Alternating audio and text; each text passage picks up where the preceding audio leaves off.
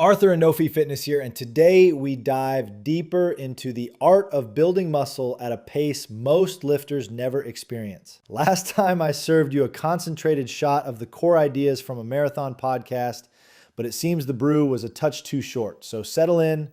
What follows is a fuller narrative, one you can read in a single sitting, yet long enough to stretch over a cup of coffee, maybe two. No lists, no tables, no links, no shout outs to supplement sponsors, just an unhurried story about training hard, eating smart, and steering clear of the traps that waste your time. Let us begin where every meaningful physique journey starts. Progressive overload. The principle is so old it predates iron plates, yet most lifters still misunderstand it. Overload is not a random push for bigger numbers once in a while. It is a deliberate march. Picture the first week of a training block as a lightly loaded spring. You perform each working set and leave roughly 3 possible reps unused. You write those numbers down. 7 days later, you return and either add a single rep to each set or nudge the weight upward while matching the prior week's reps. You repeat this tiny nudge each session until you genuinely cannot meet last week's goal, even though you braced, breathed, and fought for flawless form. That refusal to let performance slide is the whole secret. Many self-proclaimed plateaus are simply diaries with no targets and no accountability. When you finally draw a bright line,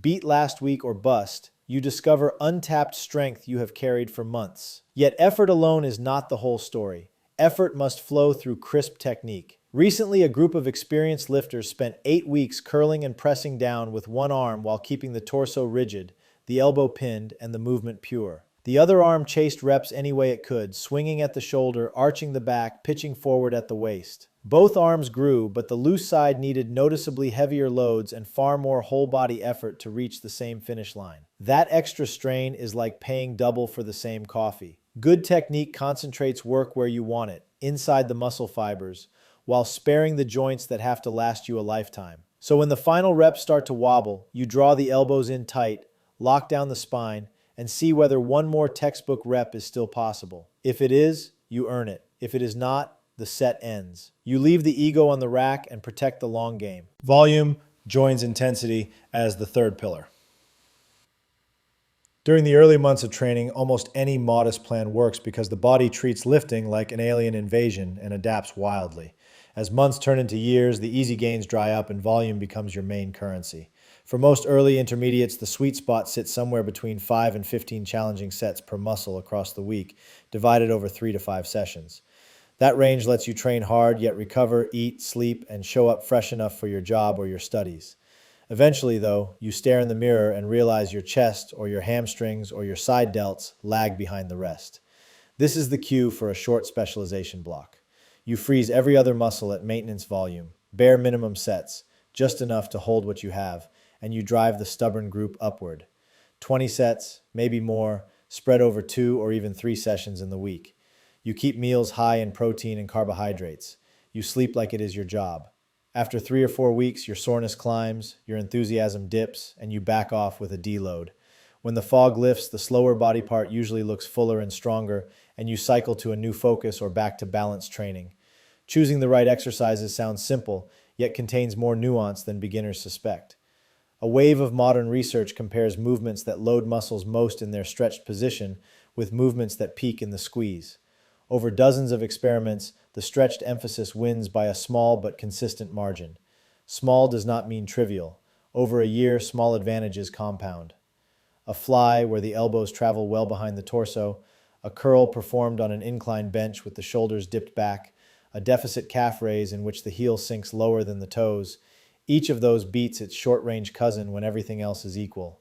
That does not mean you abandon full-range presses or standard curls. It means you refuse to neuter the bottom half.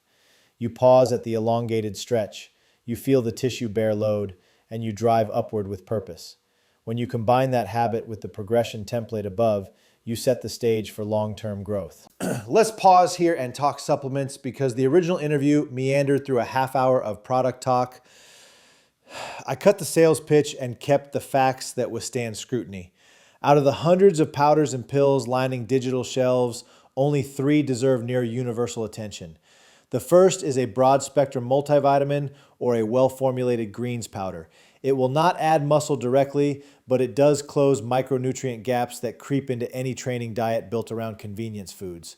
Undiagnosed deficiencies in magnesium, zinc, or the sticky alphabet of B vitamins can flatten libido, blunt appetite, and leave you too drained to push for that extra rep. Second is creatine monohydrate. 5 grams a day, anytime you remember, with or without loading, boosts high-intensity output in the majority of people. Decades of data confirm the effect on strength and lean tissue, and the safety profile remains cleaner than many over-the-counter painkillers. Emerging work on memory and reaction speed hints at added benefits, and preliminary trials in metabolic health look promising, though it is too soon for doctors to hand out prescriptions. Third is a quality protein powder, whether derived from dairy, eggs, soy, or a blended plant formula. Protein powder makes it child's play to reach the daily targets backed by consensus science, roughly 1.6 grams per kilogram of body weight for maintenance phases and up to 2.2 grams per kilogram during hard cuts or very heavy blocks. Powder is just food in dried form. It saves time, saves money, and travels without spoiling. That is all most lifters ever truly need. Caffeine-based pre-workouts, omega-3 oils, or beta-alanine can have specific benefits, but only if they solve a problem you actually face, such as late evening energy dips or endurance events that stray past the 90-minute mark.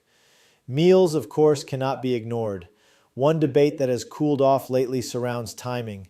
The newest systematic reviews show that as long as total protein lands above the science-backed range, splitting it into 3 or 4 evenly spaced meals is plenty. An extra scoop of casein right before bed will not hurt, but it also will not rescue a day that skimped on breakfast and lunch.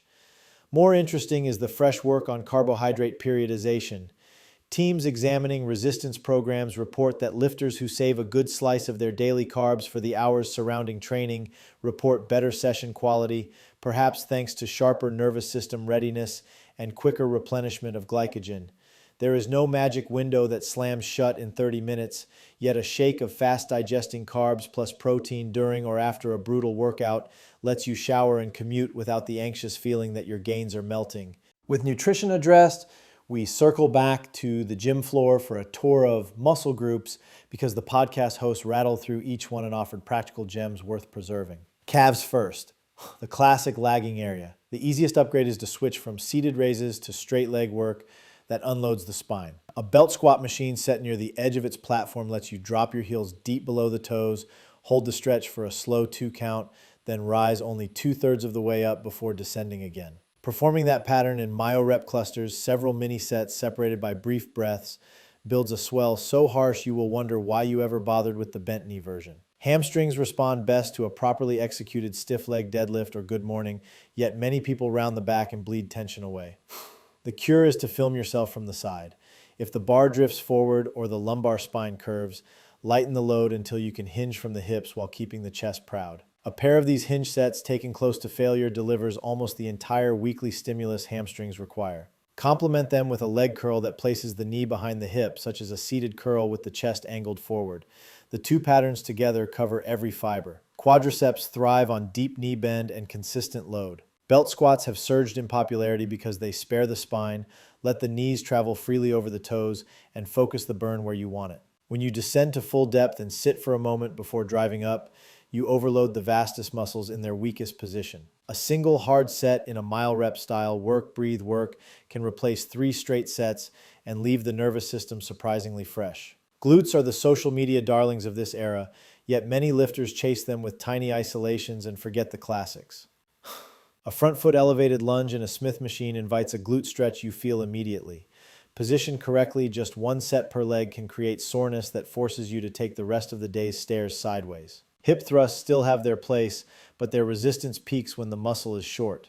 If you want a stronger backside as well as a fuller one, include at least 1 movement that stretches the glutes under load every week. Abdominals behave like any other muscle. They grow from tension across a full range, not from endless planks. A cable crunch performed over a rounded bench or a heavy ab wheel rollout challenges the midsection at long length and lets you add plates just as you would for a row or press. The reward is visible thickness and genuine stability for squats and deadlifts. The spine erectors sit a little deeper. Standard back extensions offer limited load and an awkward strength curve, easy at the bottom, brutal at the top. A smarter option is a cable or barbell barbell row performed with deliberate spinal flexion and extension. You start folded, pull the chest tall while driving the elbows back and let the mid-back fire through a full arc. The pattern teaches the body to tolerate real-world positions rather than the artificially braced posture of a powerlifting platform. Upper back and lats still bow to the pull-up. Any grip, so long as you control the descent and milk the bottom third on the way up, reliably creates the deepest burn and the next day soreness that tells you fibers were recruited all the way through. If body weight is too heavy, an assisted pull-up unit or a looped band preserves the motion. Row variations add texture. An inverted row on a Smith bar, torso near horizontal, shifts emphasis to the rear delts and mid traps and sidesteps lower back fatigue that heavy bent rows sometimes provoke. Deltoids divide into 3 heads, yet everyday training already blitzes the front and rear portions through presses and pulls. The side delts rarely get enough tension unless you target them. A cable set roughly level with the elbow keeps force on the deltoid through its whole sweep. You lift the upper arm until it is parallel with the ground, then lower under tight control, resisting the urge to drop the fist toward the thigh. When that motion is learned, you can raise and lower smoothly without obsessing over suppressing the traps. As the scientist explained, a strong shrug supports bigger laterals rather than stealing from them. Triceps grow best when you hit them from 2 angles. One movement that loads them in the stretched overhead position,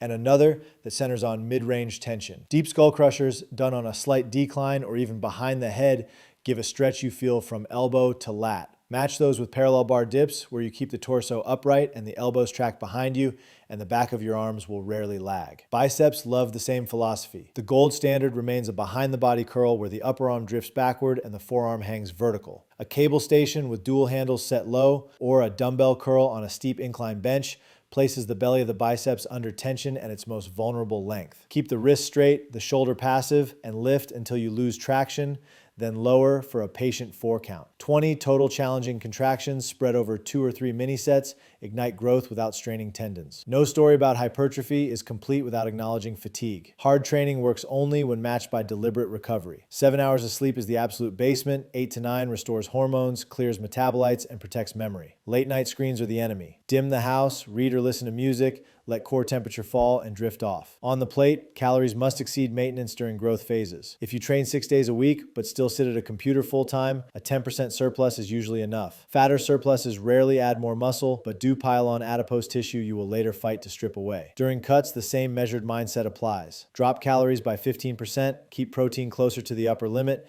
and refuse to let heavy compound lifts slide beneath 80% of baseline load. That is how you hold on to meat while the scale dips. Technology deserves a brief nod before we close.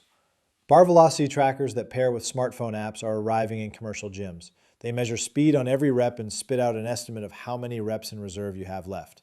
Early trials show lifters who adjust sets based on velocity maintain performance longer across a session and report less subjective fatigue.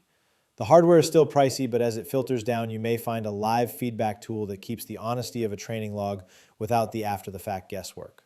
Where does all this leave you? With a roadmap that is complete yet refreshingly free of gimmicks. Commit to numbers that climb in small, stubborn steps. Keep every rep tight enough that an observer would recognize the exercise by textbook description. Expand volume only when recovery habits can support it, and lean on specialization blocks when a muscle refuses to keep pace. Load the stretch, fuel the engine, respect sleep, and sprinkle in evidence-based supplements that fill genuine gaps. Do those things week after week, block after block, and your progress will feel almost unfair to anyone still chasing shortcuts. The clock says we have spent a comfortable stretch together.